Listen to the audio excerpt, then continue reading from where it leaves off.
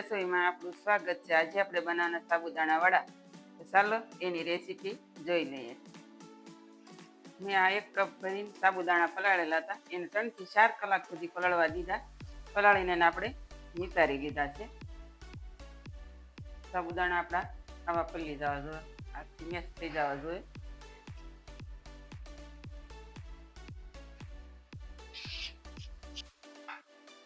આપણે મીડિયમ સાઈઝના 3 બટેકા લીધા છે અને વાસી મેં ફ્રીઝરમાં મૂકી દીધેલા હતા। તો એને આપણે આમાં સાબુદાણામાં છીણી લઈએ।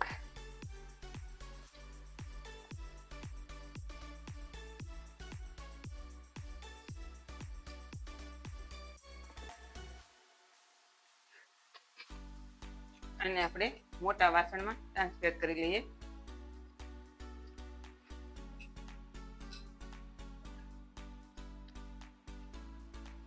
આપણે પોણો કપ સિંગદાણાનો ભૂકો લેવાના છે। આપણે સિંગદાણા શેકી અને પતરી કાઢીને અને મિક્સરમાં ક્રશ કરી લીધા છે। 2 ચમચી જેટલી આપણે ખાંડ લઈ લઈએ।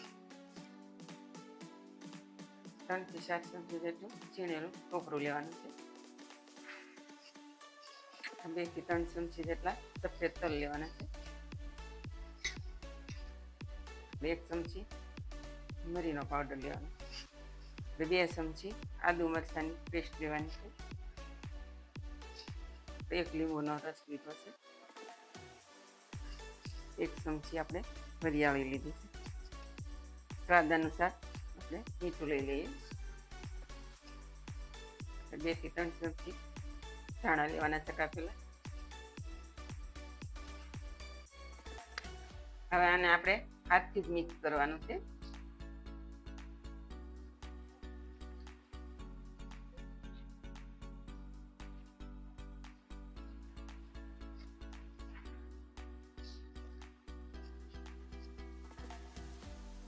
હવે આપણે આ બધું મિક્સ થઈ ગયું છે, તો આપણે નાના નાના વડા વાળી લઈએ।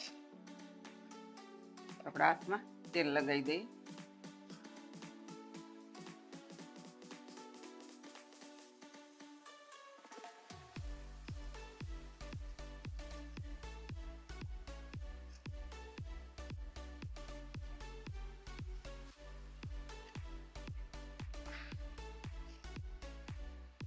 આવી રીતે આપણે બધા વડા વાળી લઈએ।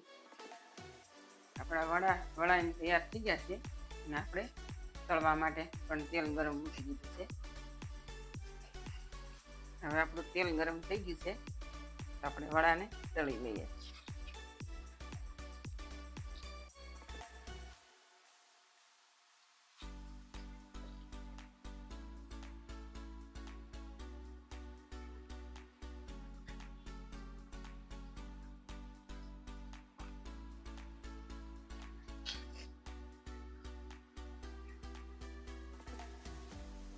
હવે આપણા વડા તળાઈને રેડી થઈ ગયા છે।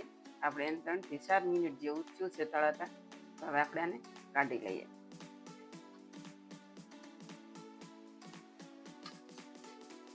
આવી જ રીતે આપણે બીજા વડા પણ તળી લઈએ।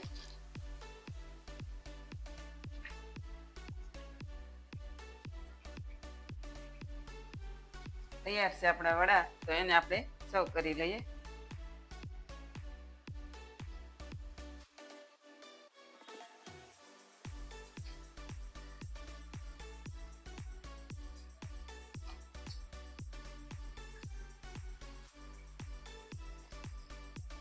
આને મેં ગ્રીન ચટણી અને મીઠા દહીં સાથે સર્વ કર્યા છે। તૈયાર છે આપણા સાબુદાણા વડા। જો તમને મારી રેસીપી ગમતી હોય તો મારા વિડીયોને લાઈક કરો, શેર કરો અને સબસ્ક્રાઈબ કરવાનું ભૂલતા નહીં।